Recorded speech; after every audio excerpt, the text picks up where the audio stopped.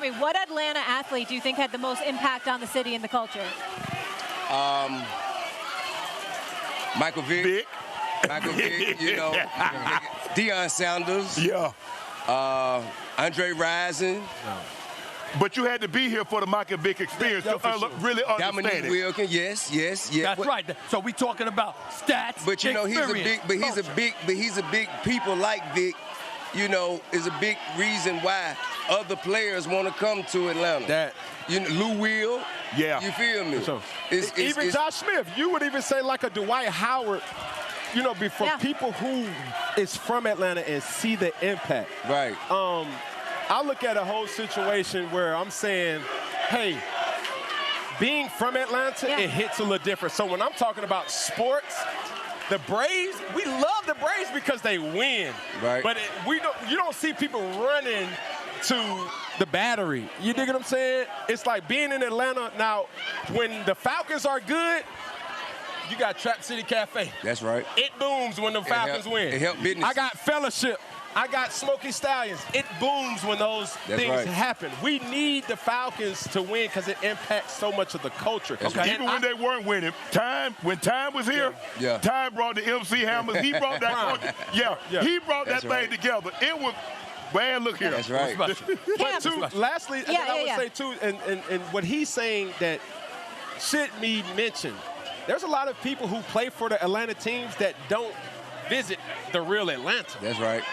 They don't impact the culture. That did not impact community. When you got people who are really investing in companies in this city to show, oh, man, that's T.I. Oh, that's a rapper. That's this. This is an entertainer. Oh, man, that's an athlete. Well, they're being able to be touched, saw, and spoke to. That's a big thing that you said because that's not the perception outside of Atlanta We hear all the time about cats wanting to live here and be here in off season. Here's where they come. So outside of Atlanta, our perception is, well, damn, how come they don't want to play for the team? Well, listen, I mean, they want to live there in the off season, so it's good that y'all explain it. Yeah, because this is the thing. Outside of just statistics, they reach and touch the community to show other kids who coming up that it's possible. They provide a certain level of hope, aspirational vision. You know what I'm saying? Something that could be something tangible that people know is real. Representation and paying it forward. Absolutely. I got another list, though. I'm going to go to Cam first, and then I want your thoughts. Cam, if you can hear me. So we had Complex did Atlanta's top 5 rappers. They put T.I. at 3. Did they get it right? Who's the rest of the list? I don't have the full list. Here it is. Okay. All right. Andre 3000, Future, T.I., Gucci Mane, Jeezy. Just in regards to the culture, only thing that I would say, like, guys like T.I., guys like Gucci, guys like Jeezy, they curated a sound that we see the futures talking about. You see what I'm saying? What that word play, that word flow. Andre 3000, there's always going to be a respect there. Yeah. But Future is in a league of his own. Man, the man to my left, the trap is him. Yes. When you think about trap music, you can't get no farther than the T without having T.I. in it. Yeah. So that's what this I mean, I don't understand how he couldn't be number I've been here 30-plus years. Cam been here all his life. When we talk music and culture, nobody steps on Outkast's toes when we talking, you know, any kind of list in Atlanta. You go straight to Outkast first. Yes. And I think Future has done phenomenal things for this generation. Young Thug has done phenomenal things for this generation. 21 Savage, Lil Baby.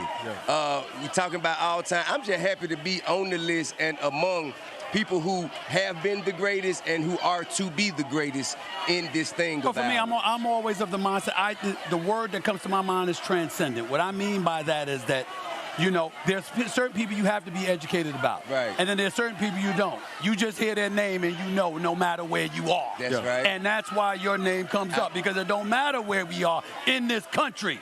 You know who the hell T.I. is. Another reason why I think that list is appropriate is because a lot of people on that list, they deserve their position because rapping, they gave everything for rap. Rap is all they do. Right. That's the only thing they dedicated their time and attention to. I have you got a lot going on. But you got TV credits. I got going on.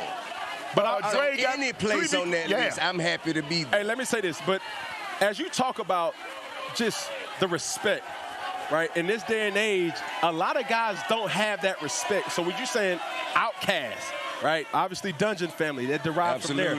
Those things, you won't allow nobody to speak with that. I recently just seen, obviously, your affiliation with Young Thug, and just being able to bring that for the city and the culture. How do you prevent that type of narrative to be told? Because when you see Thug, a lot of people are distracted about one side, but he makes great music and he means so much to the culture. And when you see a Lucci situation, being from Atlanta, being one of the OGs, how do you stand on merging the whole culture as a whole and not negating it being on violence? Well, I think that we when we come from a certain walk of life, one thing we do is mind our business. You understand? We don't get too far deep off in conversations we don't belong in. So I speak on what I know. You know what I mean? And what I know is love and respect. You know, I know talent, you know, and I know greatness. So I deal with what I know and never mind what I don't. You know what I'm saying? I don't go speculating and going to, you know, pontificating about that I don't have, you know, no true awareness of. And I would urge others to follow suit. Let me say this. As a member of the media, when we talk about pontificating, when we talk about speculating, sometimes it's for the right reasons. And what I mean by that is that you have folks out there who speculate and pontificate to create a negative narrative. And there's always a flip side to it. So you see what they bring to the table, and then you say, wait a minute here. There's a whole bunch of good that comes with it. When we talk sports, when we talk culture, when we talk you being up here, primarily because you're a sports fan, because it's a sports show. And you know what you're talking about, right? But also, you can speak to the culture, you can speak to people in the world of sports that have affected the culture, and some of the things that they've gone through, and some of the things they were misunderstood about. You can speak to what people have been how people have been misunderstood. You can speak to that.